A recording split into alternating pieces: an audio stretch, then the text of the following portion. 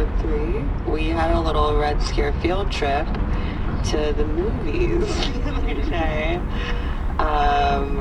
where we all went to go see Red Sparrow, the official film sponsor of Red Scare. Even though it came out 2 years ago, it seemed pertinent. Still sold out. Still sold out. We saw Gloria Steinem at the movie theater. Yeah, this was like not a joke. Starstruck. I'm a very superstitious person, so to me, this was like a sign from God. Incredible. Yeah, it was almost like, I was telling the girls, it was almost like, the passing of the guard. She was passing the torch from her, like, kind of outmoded, liberal Clintonite brand of feminism to our like abject Venmo. Yeah, and she has no idea we were there, but that's what she was definitely doing. But anyway, Gloria Steinem, if you're ever listening, because clearly septuagenarians, you can be a guest. We'll have you on. So Red Sparrow. Yeah, we didn't talk about it after we watched it to keep it all bottled up. I mean, so Red Sparrow is a movie starring Jennifer Lawrence as a Russian ballerina who gets hurt and gets sent to state school number 4 by her like government official KGB uncle to train to become a spy. But a special kind of spy called a sparrow who is trained in the art of seduction. Magic pussy. Pussy. And she learns that every person is a puzzle of need, and when you figure out how to complete their puzzle, how to give them what they want, they'll tell you everything. And I will say like that while J. Law's accent is horrendous and atrocious. Truly not. Also, her body is not a ballerina's body. Well, she had a double. I was reading about it. Yeah, and the dance scenes for sure. But then you see her naked so much throughout. Yeah. Well, so apparently all the dancing shots, still only 6 minutes. It was all filmed at the beginning of shooting because the director knew, because she's notoriously not a good dieter. That had to happen at the beginning. Yeah. She's notoriously clumsy and like fluctuates weight. I mean, which she prides herself on. I identify. She's a real girl, guys. She's just a real authentic girl. But she didn't have a body double for the she did. Nudity. Yeah, but she went through like 4 months of ballerina training too, with the same guy that trained Natalie Portman for Black Swan. So she basically went to like a state school type situation. She practiced in her garage. But at any rate, Jennifer Lawrence plays kind of like the like triple stereotype of the Russian woman who's like a ballerina and a spy and a whore all at once. Exactly. An icy whore. Yeah. And there are plenty of great sound bites from this film, but I was thinking about how, when I was watching this film, I had like a number of questions that came up. If this is like supposed to be contemporary, like Putin-era Russian film, why does everybody look like Stasi agents? They're all wearing like aviator sunglasses and fur trapper hats, and but also using smartphones. Yeah, I mean it takes place in the and like contemporary, and also if this contemporary Putin-style Russia still looks like Cold War era the Soviet Union, then why does she have nice lingerie? Like, where does she get it?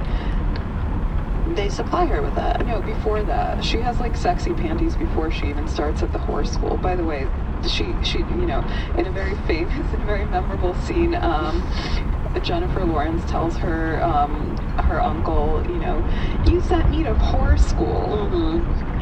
We all had a nice laugh. Yeah. Oh my god, I just realized that the matron at the horse school was Charlotte Rampling. Yeah. What the hell? So the other question that Dasha brought up was like, this woman gets her hair dyed out of a box like most Russian women do, but it looks impeccably blonde. Yeah, it's like a perfect highlighted blonde.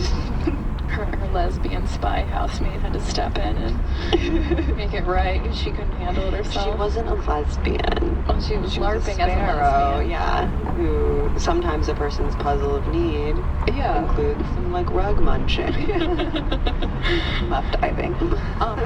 And of course, also the most glaring thing for me is that this woman in the film, Jennifer Lawrence's character, is called Dominika Egorova, which is not a name that any Russian person would ever have, because Dominika basically sounds like a name of Catholic origin, and as you all know, Russians are primarily Christian Orthodox, and like throughout the film, Jennifer Lawrence's character adopts a number of like very believably ordinary aliases. Like at the horror school, she simply goes by Katya, and at Katerina at one point. Yeah, and when she gets deployed on her first mission, she starts going by Katerina Zubkova, which is very common. But Dominika, I mean, like, I was wondering, like, whose ass did they pull that out of? It came from the book. Yeah, but whose ass did the author pull it out of? And it just goes to show that, like, Americans have, like, a penchant for producing very kind of, like, elaborate, high-budget productions about the foreign menace, but they can't be bothered to actually do the research to ensure that it doesn't seem half-assed. No, because it's all, like, a product of, like, this Cold Warist fantasy. Yeah. Which is why it also feels so timeless.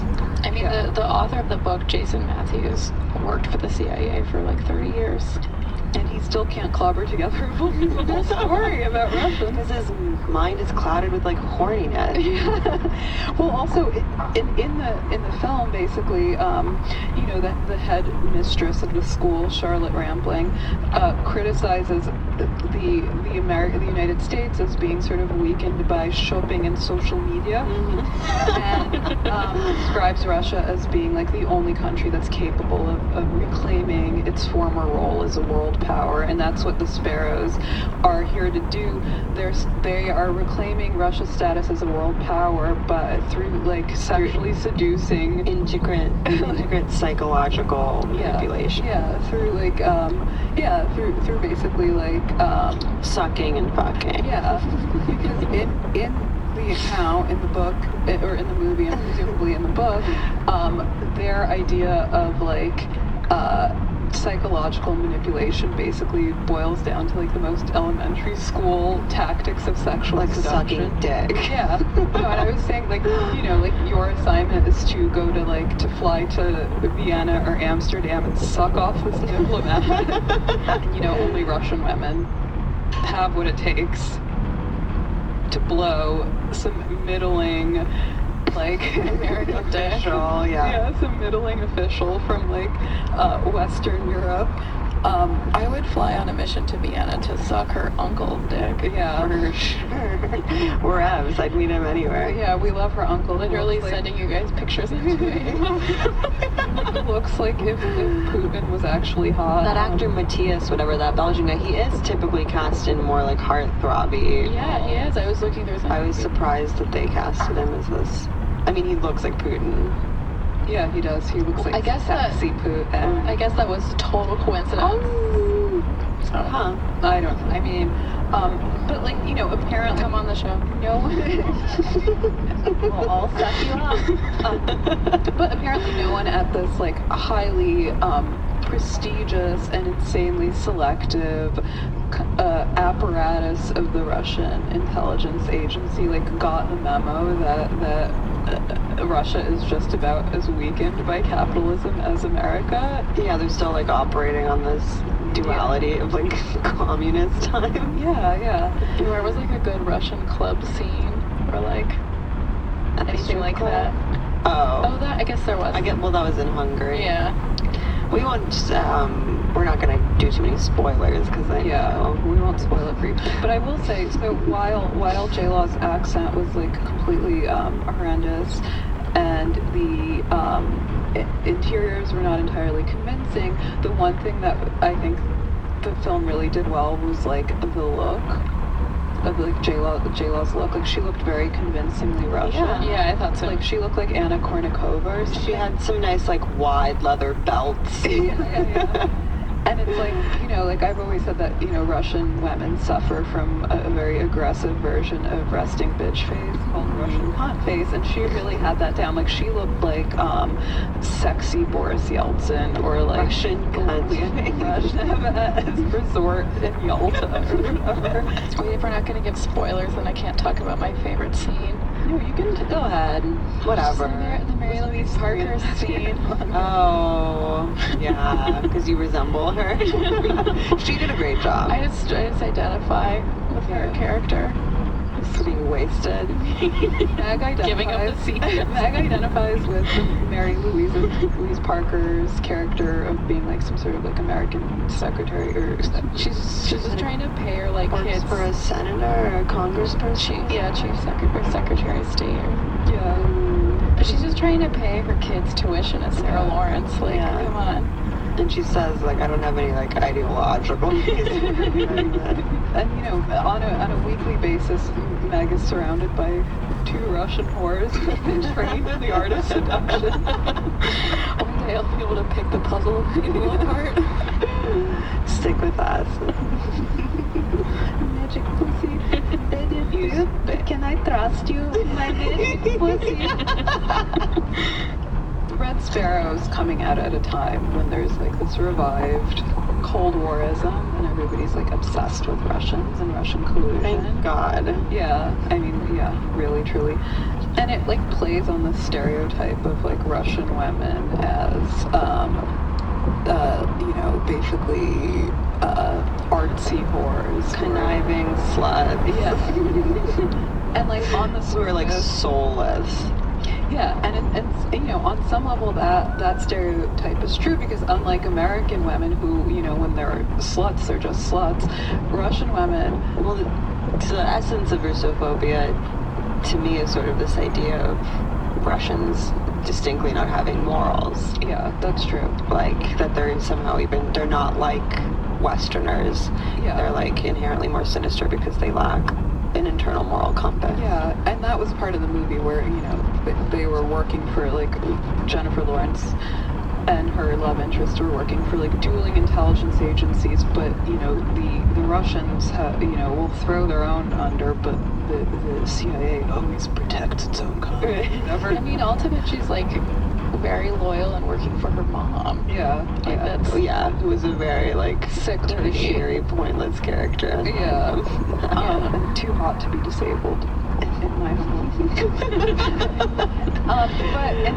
but you know, there's some truth to the stereotype to the degree that like when Americans are whores, they're just whores, whereas when Russians are whores, you take any Russian girl who's like an escort or a mail order bride, and she has like a PhD in philology or linguistics, and I think like the real fear is that Russians.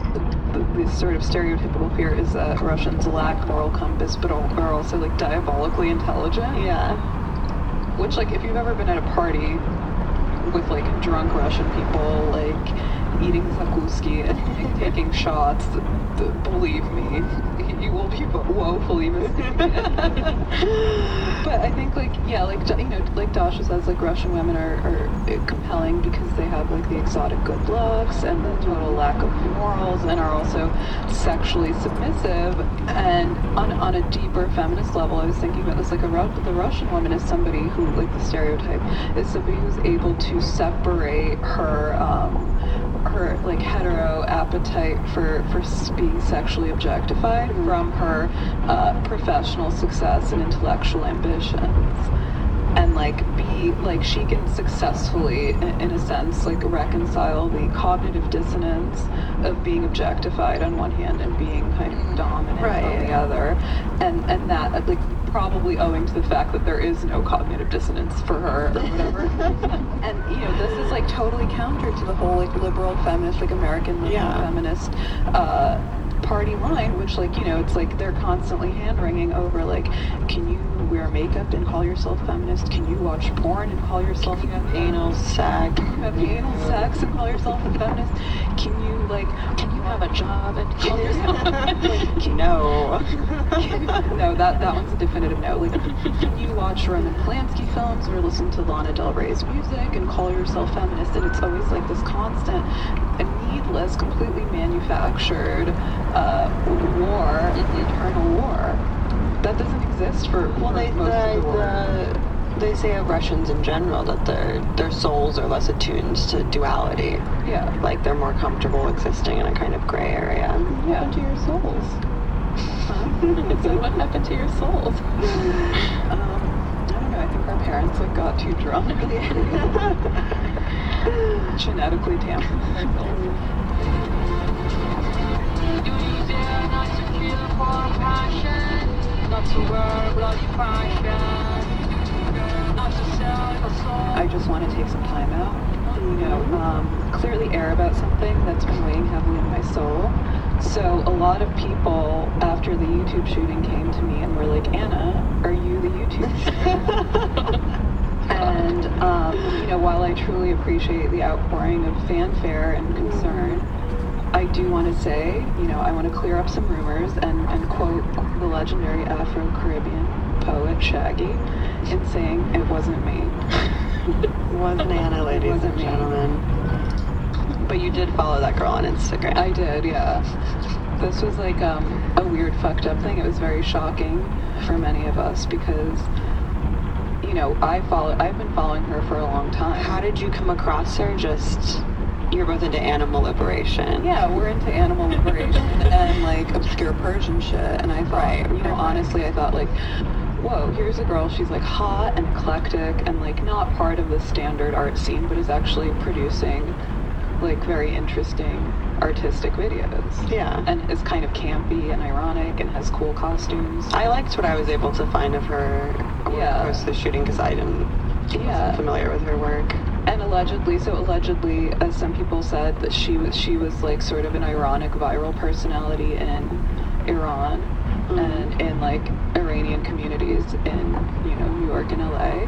But I really liked her unironically. So it was almost like somebody you know committing that sort of crime. It was shocking. Well, she's being a little bit heralded, not as like a hero exactly, but I've seen, you know, a lot of people like circulating her image in not exactly like a negative light. Well, I think primarily because she's attractive and also because she didn't kill anyone. She didn't kill anyone, and that's easy. It's, you know, remember when the Boston Marathon bombings happened and people were sort of going to bat, like especially like teenage girls and like for Joe Carr because he was hot. I was transfixed by Joe Carr. Yeah, he looks like my sibling. I loved him. Yeah. And his Twitter was chill. Yeah. He liked to smoke weed. He seemed innocent to me. Yeah, and like so does this woman to some extent, even though she was clear. I think Joe Carr was probably just like bored and like.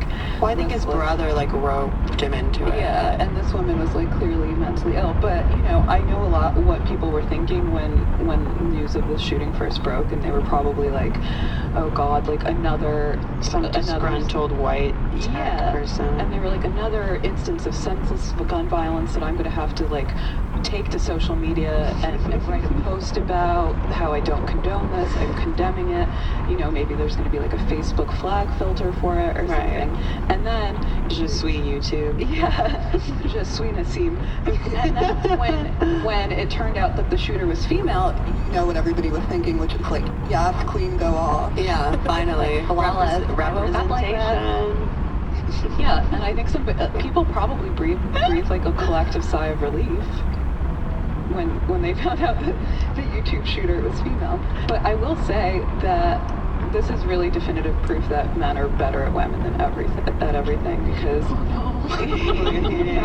including manicures and massacres. Yeah, and massacres because this woman, you know, came barreling into this office with the intention of like committing mass murder, and she only managed to like off her cell.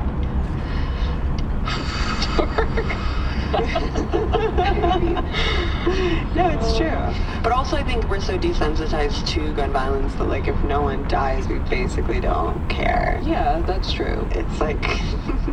I mean, my feeling about it was that this was, like, really, really, like, the logical conclusion of the liberal feminist gospel of inclusion. When, you know, liberal feminists are, like, on Twitter, on Facebook, on Instagram, like, we need more female military contractors, and we need more female prison guards. Yeah. And on the flip side of that is that you get, like, you know, more female school shooters or whatever. Back in the day when I used to go to grad school, one of my mentors, Lyndon Auckland, wrote in 1974, I think, like a very groundbreaking essay called "Why Have There Been No Great Female Artists?" Mm-hmm. And, you know, to answer that question, you can also ask, like, a converse question, which is, why have there been no great female serial killers? Yeah, none really. Yeah. I mean, the Lady Monsters based song. What's her name? Eileen Wuornos. Yeah, she's the one that comes to mind immediately, but yeah, even that wasn't great. Yeah. Like, it wasn't, like, calculated enough. It was all kind of, like, motivated by this, like, feminine trauma. Yeah. She's literally the first one on Google that comes up. Yeah. Yeah. That's all we have, huh? Yeah, that's all we've got. I joke that women are worse than men at everything, and of course that's not true, but there's, like, you know, a concerted push to shoehorn women, to, like, teach girls how to code and shoehorn women into STEM, and maybe, like, that's nothing to aspire to. What should we be aspiring to? I don't know. Domesticity, Dasha, I mean, you outlined your platform very articulately last episode. Yeah, just like a docile sort of domestic existence, I Domestic goddess. Or podcasting. I feel like a domestic goddess could be where the ultimate serial killer could bred. Yeah. But, you know, liberal feminists, this is really kind of the pinnacle of lean-in feminism. They've been banging the war drum for, you know, almost a decade now that women should, like, lean in and take the professional reins, and it's, like, very hard and unforgiving. She did it. She did it. I'm with her. The YouTube shooter. Yeah. Yeah. She did. The other thing I was like thinking about is how this shooting, in a way, is like the unforeseen consequence of all, or like the unforeseen pinnacle of all the kind of ambient rage unleashed by Me Too, where it's like, you know, ostensibly a question, an issue of sex and power, but is really like a labor problem, because so many women are now entering the workforce, and they're basically competing with other women, but also men, for like the limited number of seats at the table. Right, and they want the rules to sort of be tailored to, not necessarily in their favor, but in like an inclusionary way for women. Yeah. Which is not how the workplace works. Yeah, I mean, they're entering into like a basically traditionally male-dominated sphere, which, like, it's very clear that we can never go back, and nor do we want to, but at the same time, there's, like, clearly, like, a paradigm shift, and it, you know, there's that saying with, like, greater responsibility comes, or with greater freedom comes greater responsibility, but also with what greater responsibility entails a lot of the time is, like, more precarity and more indignity and more compromise. But, you know, I was thinking the idea was that the YouTube shooter acted like she did because she was sort of fed up protesting the fact that YouTube demonetized her videos, meaning they pulled ad content from her videos. And they censored some of her, like, workout videos. Really?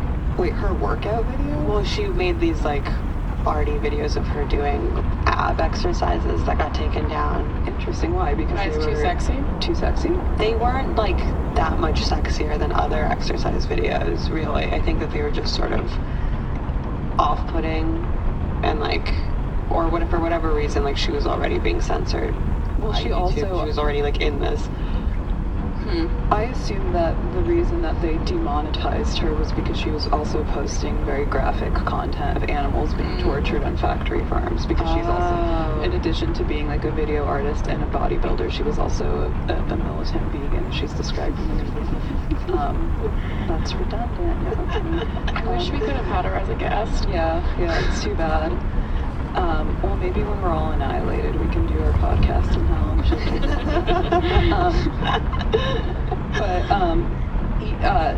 I guess the idea is that she interpreted the demonetization of her videos as like a calculated like conspiracy between Silicon Valley and factory farming to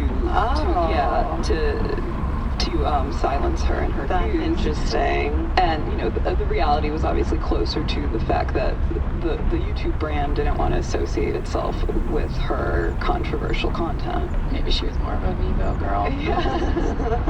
But yeah, I really, I know that we shouldn't quote things on this podcast because it gets like long and unwieldy, but I really like this quote from this woman at Forbes who wrote that if you remove the online setting and the shooter's mental illness, the situation that led up to the gun violence is a new kind of labor versus management problem. So the YouTube shooter wasn't on YouTube's payroll as an employee, but she was still a worker who was not being paid for her labor. Doesn't that sound familiar? Yeah. Sure. Sounds like a Fiverr employee. Yeah. Or someone on Fiverr. Or any of like the content that we produce that we aren't Like any of us. remotely Yeah, compensated for. Like literally all of us. Yeah. Like us right now.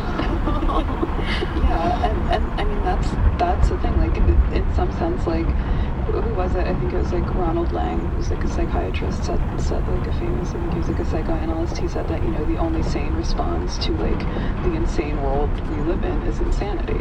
Right. So like to me, even like the history, the kind of recent long-standing history of gun violence in America is not at all aberrant. Just like Trump isn't aberrant, it's totally symptomatic of what's going on in America as a whole. I mean, she seemed chill. She seemed like cool to me and like aestheticized in a way that's made me feel like she would resonate with a lot of people. In what I've seen, like she seemed very like primed to be circulated on like Tumblr already, as this kind of like lots of girls I know who are into like revolutionary like scum style politics really took to her. Yeah, like American people, like not even like Asians. Okay, that's interesting. People from Oakland. Yeah. From the women's college I went to.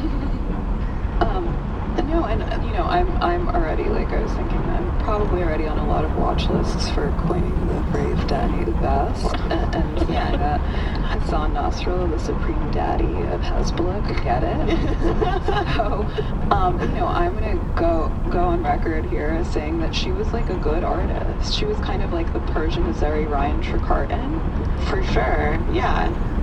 And I look at this bitch and I think like, man, if you had held out, you could have been a contender. You could have had a booth at Basel instead of. I doubt it. No, I know. In a way, the shooting's probably the best thing she could have done in her career. Yeah. Yeah, she could have been. She would have continued to toil in vegan obscurity. And not be paid for it. But I was thinking about how like. She, Nassim Aghdam is like kind of like my R. Kelly or Woody Allen. Like just like you can't separate the fact that Woody Allen, made off with his wife's like adopted Vietnamese child, and then possibly diddled his biological child. I don't think he did. I'm with you on that. We'll have a different episode. But yeah, we should actually do that. But you need to couple the fact that Woody Allen's sexual indiscretions from the fact that he's like in a way the premier auteur of Jewish male psychosexual dysfunction. Well, yeah, and that's a lot of his work deals with that and deals with his like preoccupation with younger women, and I think that Mia Farrow weaponized that against him in their divorce proceedings. Yeah. We should actually definitely host a separate episode about this, or like just like we'll get a good guest. Yeah. But just like, and you can also like separate the fact that like R. Kelly peed in the mouths of like underprivileged teenagers. Many people do. Yeah, well, if not in the mouths of underage children, but the fact. No, I think that's what people separate that from. I'm like, we all do that, of course. But like from the fact that he's like a very epic songwriter and storyteller with a very coherent, cohesive aesthetic. And Nassim. And Nassim is kind of like on a low grade level, kind of that for me. In that you separate her prolific video artwork from the fact, yeah, which of course they're related on some like, psychological wavelength, but I can enjoy her artwork. I can't now because Instagram has pulled it, and I think it's all on Daily Motion. Producer Meg had a really cool, great insight that the YouTube shooter is like the new Basel Stabber. You guys remember like the sexy Asian I can't wings? forget. Yeah. The Art Basel Stabber. I was at Art Basel that year, but I left. Really? Before it happened. But I remember reading the article. I remember reading the retelling of it that people, which I kind of don't believe, it sounds like sort of cynical art world reporting, that when it happened, no one did anything because they thought it was like a performance. But I'm sure in reality it was like immediately distressing and scary. Yeah. Scary. It was like that time that I think it was like a Turkish guy who like shot that Russian diplomat. He was so hot. He was really hot. That was such a iconic image. But it was an image that was like out of an art performance. Yeah, in the suit and the rumpled like hair. Yeah, and that's like saloon. And that was like the image of the foxy Basel Stabber getting like handcuffed by the Miami police. Mm-hmm. Yeah, that's one of my favorite images of all time. Yeah. And this girl looks like somebody like Woody Allen would get a hard-on for, and like we live, like I was thinking that we live in a total like hyper simulation where shooting at a diplomatic function is indiscernible from a piece of performance art. Right, because they're all like circulating images in the same way. A couple of weeks back, as some of you may know, I wrote an instantly viral barn burner essay called Art Won't Save Us, where I basically said that the old but newfangled style of protesting Trump by making shitty graffiti and slogan art is ineffectual, and artists will have to find a new way to get involved with politics. And I feel like Nassim sort of took that and right. To like really maybe she read your article. The worst possible conclusion, because like what if the new institutional critique is like artists becoming terrorists? Well, that's, and you say also because Trump himself is also like performative and outrageous and like hyper real in this way. Yeah. That art can't compete with it. Yeah, never mind Andrea Fraser, fucking collector. Yeah. Bomb something. Yeah. I mean, that's really the only way to get political. I mean, you have basically two options. You can either sort of accept the art world for what it is, which is like, a dog and pony show. Become like a zombie formalist. Yeah, traffic in like painterly gigantism or like photography or whatever is like trending these days. Or chop someone's head off. or you can like blow up a train car. I agree that those are the two options. And you have to be like very kind of you have to be completely self-aware and not delusional about this. Or the third option is being like a fake artist. Which is what? Just like kind of having like us. Yeah. Like having like a bohemian demeanor of an artist, but not actually producing any work or doing anything. I mean, I'd like to think that we're temperamentally artists. Exactly, yeah. And maybe that's the new being actually an artist, is not producing any ephemera or anything and just...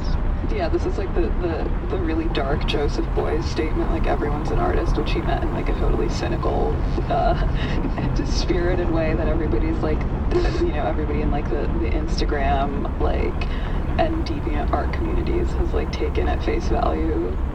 We're all creative now. I would classify us as experimental noise musicians. What? Yeah. No, I guess so. And I mean, it's everybody now thinks that basically that they're like entitled to creative self-expression, which they're certainly not. I mean, this is the thing. I think this is the main confusion in the art world. It's like, you know, the government should hypothetically, ideally, theoretically be a democracy, but art has never been a democracy. And Ever. yeah, and you know, let's not scramble the categories here. My slogan for my campaign is ISIS, suck it. Remember, America, suck it.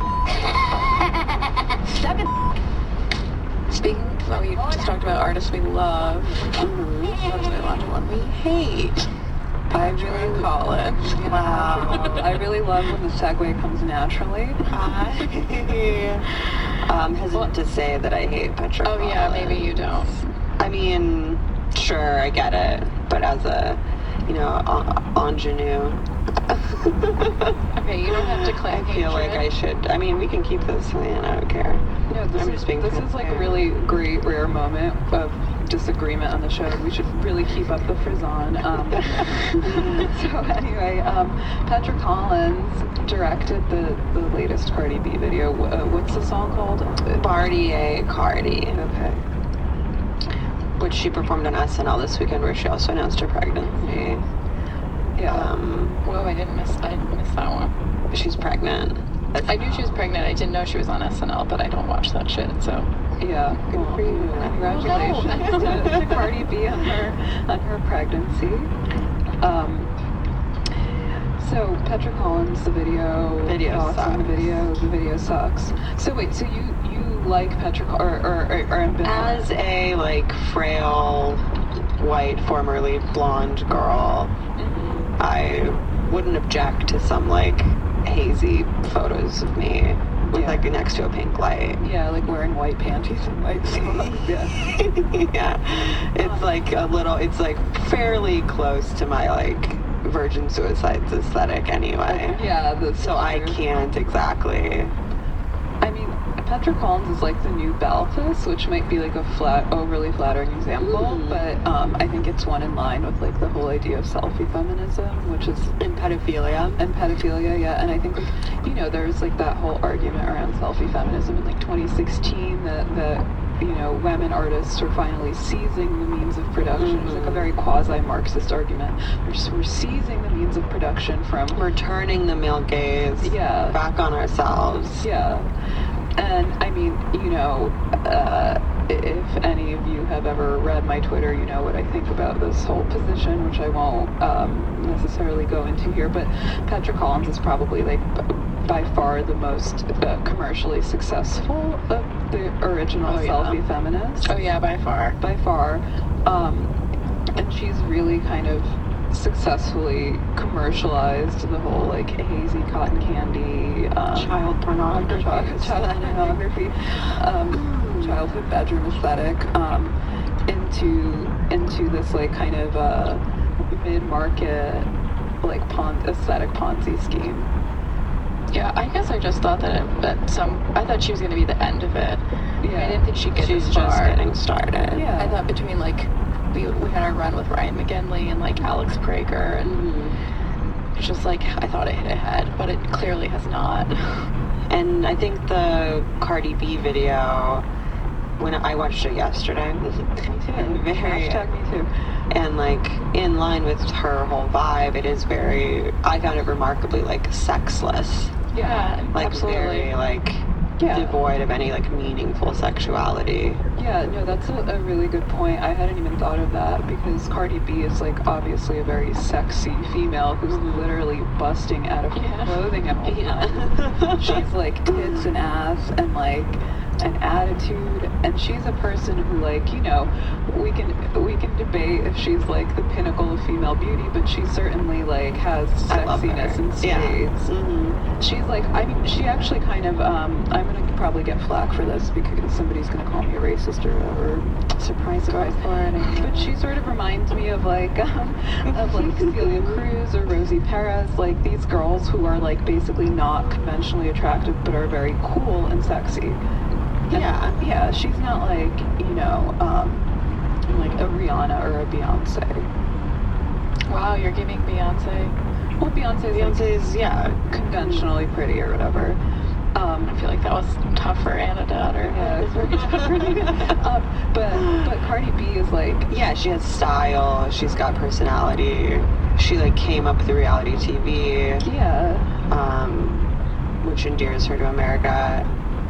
Yeah, I mean, I'm a long-term fan of Love and Hip Hop. That's one of my favorite shows, along with Vanderpump Rules. And I remember watching like the early seasons of the New York franchise, which is where Cardi B was on, being a girl from the Bronx. And she was like awesome. I mean, you knew that she was going to be successful. She's got it. She's got that X factor. Yeah, she's got it, and she's like funny. She has her own like idiom. She has her own like jokes or whatever. The best part of the Petra video is when she's on the edge of the tub twerking, and you only really see it for like a second. Yeah. And that was cool. They did this stupid like move of like objectifying men instead. Like there's some like shirtless guys in a hallway, none of which are like exceptional. Oh yeah. Even like Swedish looking white guys. White too. guy, yeah. There's two of them. And 21 Savage being tied up and savaged by women. But you know, there, like I said to you yesterday, there was no weapons in the whole thing, and so, so the conceit in like interviews, Patrick Collins talks about how Cardi B is like channeling Ginger from Casino or Elvira from Scarface. But I was thinking like, so it's like a gangster concept. Gangster mole. But I was opulent. thinking like, back to your comment that this video is like totally devoid of sexuality. It's also totally devoid of like, drugs, like piles of cocaine and violence, like, AK-47s in like the trunk of a car. There's like some vague references to money that aren't even that meaningful. I mean, it's like really kind of the pinnacle of like neoliberal aesthetics. It's in that it's just references to references that are like unmoored from any other previous references. I feel like if anything, it looks like an edgy lingerie editorial. Yeah. Like a video accompaniment to it. Yeah. And I think as far as photographers are concerned, and artists in general, but photographers being the artists who work mainly in I said the least. Photographers being that subset of artists that works for the most part, like largely in commercial as well as like fine art. It's really a bad sign when your commercial work is like indistinguishable from your fine art work. Right. Also, she puts herself in everything too. Was she in the video? No, I did notice she wasn't in that video, but almost everything else. I don't know why that bugs me. Well, she's thin. I know, but she's thin and weird looking. She's like the classic like Times Square girl that like, regulars of dimes. I always see her on the L train. Yeah. But like, she's like a girl, like she's gonna unfollow me actually. Oh God. She's like, a skinny white girl whose pants are like wedged way too high up in her fupa, like blue jeans and white sneakers. Tasha's not. Anna, that's how I dress. I know, I don't see anything wrong with that. I didn't say it was bad. My pants are literally up my fupa right now. That's true. Mine have been known to be, but nobody wants to see that. They're camouflage. I literally wear children's clothes.